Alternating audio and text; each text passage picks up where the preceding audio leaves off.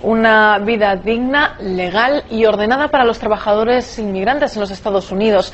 Este fue el pedido del presidente mexicano Felipe Calderón al Congreso estadounidense en el discurso que presentó este jueves ante legisladores demócratas y republicanos.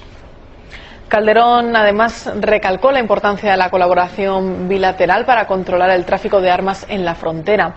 Por su parte, Barack Obama reconoció que para alcanzar una reforma migratoria aún le hacen falta votos en el Congreso y coincidió en que la ley de Arizona puede convertirse en un pretexto para la discriminación. Con este discurso, Calderón se convirtió en el primer mandatario extranjero en dirigirse este año a los legisladores estadounidenses. Y este acercamiento entre México y Estados Unidos es de vital importancia para tomar medidas efectivas contra el narcotráfico y la violencia que se vive en el norte de México en los últimos 4 años. Nosotros conectamos ahora en directo con nuestro corresponsal, Marcelo Sánchez, que puede brindarnos un panorama más amplio sobre la realidad en la frontera. Hola Marcelo, tú estuviste en recientes días en la frontera entre México y Estados Unidos. ¿Cuál es el ambiente que se puede apreciar en este lugar con respecto a la política migratoria de Estados Unidos y su relación con la violencia que azota el norte de México? No, contradicción. Es, yo creo, la mejor palabra para poder identificar la diferencia entre lo que era El Paso, Texas, y Ciudad Juárez, México. El Paso, Texas, la segunda ciudad más segura de Estados Unidos, y Juárez, México, probablemente el segundo o tercer lugar más peligroso del planeta. Al pasar uno la frontera podía respirar la violencia, la tensión. Y mira, hemos viajado por varias ciudades de México en ocasiones anteriores donde vemos la hospitalidad de la gente que se acerca y nos conversa. Pero en Ciudad Juárez el caso es distinto. La gente tiene miedo, las familias tienen miedo. Hay un movimiento masivo de inmigración de personas que tratan de alcanzar el lado de Estados Unidos para poder escapar, buscar mejores oportunidades. Una juventud que está ahí totalmente desubicada porque la violencia genera una cultura del asesino en serie, la cultura del narcotraficante y todo un peligro para las familias en general. La problemática migratoria fue el principal tema en el encuentro de los presidentes mexicano y estadounidense, Felipe Calderón y Barack Obama. ¿Qué impacto crees que tendrán estas conversaciones en el ámbito migratorio? Bueno, probablemente el impacto no será suficiente. Hasta el momento los legisladores estadounidenses no encuentran un punto de acuerdo para poder elaborar ni siquiera un proyecto de ley de reforma migratoria integral. Existe la ley de criminalización de inmigrantes indocumentados en Arizona, que posiblemente se extienda hasta Texas. Entonces, las opiniones en este momento están como en un campo de batalla. El presidente Obama todavía está tratando de lidiar con los últimos momentos de la recesión económica y, de acuerdo a los expertos, el pronunciamiento de una legislación de reforma migratoria va a tomar un poco más de tiempo aún. Quizás se acerque hacia el final del término de Obama para poder buscar una reelección del Partido Demócrata. Escuchemos lo que este experto de Witness for Peace nos dice al respecto. Es importante la visita de Calderón en ese aspecto porque es muy importante subrayar el papel que juega todos esos mexicanos para el estado de Arizona, como tantos estados acá en los Estados Unidos, el valor económico que representan para ese estado. Entonces es muy importante la visita de Calderón para enfatizar otra vez el valor, en la importancia de esos inmigrantes en el estado, y algunos no son, muchos no son inmigrantes ya, o sea que ya han estado aquí por varias generaciones. Desafortunadamente, en este plan Mérida, la iniciativa Mérida, que ha representado más de $1,000 millones de los impuestos de los mismos estadounidenses invertido en esa guerra en México, la mayoría de esa ayuda no ha ido para combatir esas raíces. Hay que reenfocar otra vez los recursos hacia las raíces. Hemos visto más de 22,000 muertos desde que empezó esta guerra en contra de los carteles en 2006. Jamás vamos a ganar esa guerra si no combatimos a las raíces de la demanda acá en los Estados Unidos y la pobreza allá en México. Marcelo, ¿cuál es la percepción actual de la población estadounidense respecto al tema migratorio? Bueno, como te dije anteriormente, las posiciones son sumamente divididas. Sin embargo, en ciudades como El Paso uno puede ver que muchas de estas personas o ya sea tienen familiares o amigos en el lado mexicano a los cuales desearían con todo su corazón poder ver cruzar hacia el lado estadounidense para poder vivir una mejor vida.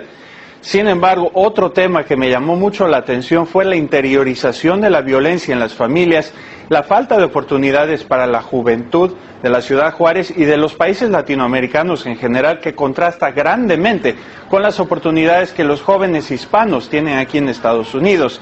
Y al respecto hicimos una historia que te quiero presentar en este momento con las cámaras de Héctor Godínez, que le hicimos ahí en la frontera. Pues muchas gracias, Marcelo. Vamos a ver ahora sí ese reportaje que nos vas a mostrar. Hay una gran contradicción. Más de 140 millones de jóvenes de entre 12 y 24 años viven en Latinoamérica. Como nunca antes en la historia, la región cuenta con los jóvenes como una fuerza política y productiva de vital importancia. Sin embargo, las medidas que se aplican en materia de educación, empleo y participación juvenil no logran responder a los problemas y a la falta de oportunidades que sufren estos jóvenes. Gustavo viene todas las semanas a este parque y junto a su familia disfruta de la vista del paisaje estadounidense. Desde México, a pesar de vivir en plena línea divisoria entre ambas naciones, su vida y la de sus familiares es totalmente diferente a las vidas de otros jóvenes de la misma edad, al otro lado. Acá está más canijo que allá, pues no sé cómo se haya pues allá más bien, ¿verdad? Pero pues sí, como que allá hacen más justicia por lo que pasa y eso. Y es que aquí no hay muros ni cercas electrificadas. Una sola línea con piedras marca la diferencia entre una realidad y otra. La juventud de América Latina sufre hoy esta diferencia. Marginalidad, exclusión, violencia, falta de trabajo decente y limitación de espacios de participación. La paradoja es que la inversión pública y privada en los jóvenes latinoamericanos ha crecido en los últimos años y afirman que seguirá en aumento, dado el interés por desarrollar un ejército de obreros para satisfacer el voraz apetito del libre mercado. Al otro lado, la realidad es distinta. Para María y su novio José, el mayor problema es escoger la carrera universitaria que mejor se acomode a sus intereses. Todo depende de la universidad que quieres hacer y si lo que quieres estudiar y eso, pero a veces como que uno se limita, porque si quieres estudiar medicina o leyes o algo así, es algo un poquito más costoso, que a la final puede que, a la final haga que alguno diga que, a lo mejor no debería estudiar eso porque cuesta tanto. En mi experiencia personal, que es una minoría, mi papá está pagando todo. Y bueno, igual recibo, por haberme graduado de aquí de la Florida, recibo como 10,000, 12,000 anuales. Y todo esto sucede en el confort de una sociedad que no solo protege y estimula a sus jóvenes de clase media, sino que les brinda la posibilidad de ser los propietarios del futuro y del trabajo de los jóvenes de allá, los del otro lado de la frontera.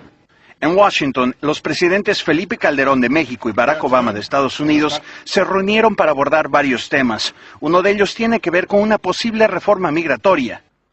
Sé que compartimos el interés por promover condiciones de vida digna, legal y ordenada para todos aquellos trabajadores migrantes, muchos de los cuales, a pesar de su enorme contribución a la economía y a la sociedad de Estados Unidos, a su progreso, aún viven en las sombras y en ocasiones, como en Arizona, confrontan incluso patrones de discriminación.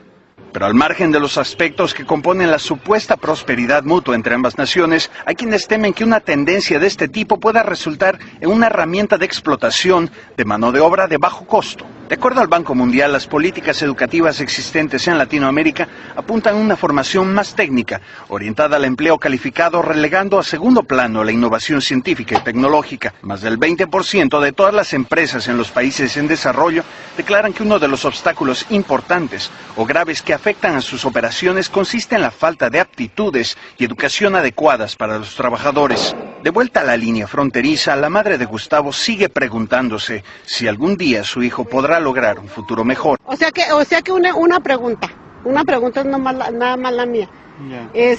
¿Por qué como los de allá si pueden pasar para acá y los de aquí para allá no? México, Estados Unidos. Pero más que esta línea divisoria, se trata de dos países y dos sociedades completamente distintos en una distancia que no solo abarca economía y estilo de vida, sino también seguridad, futuro y oportunidad para las familias y para los jóvenes de México. Una situación que probablemente continuará o empeorará de acuerdo a la medida en que los gobernantes de ambos países puedan llegar a un acuerdo para beneficiar a sus ciudadanos. Una situación muy difícil. Marcelo Sánchez, RT, La Frontera.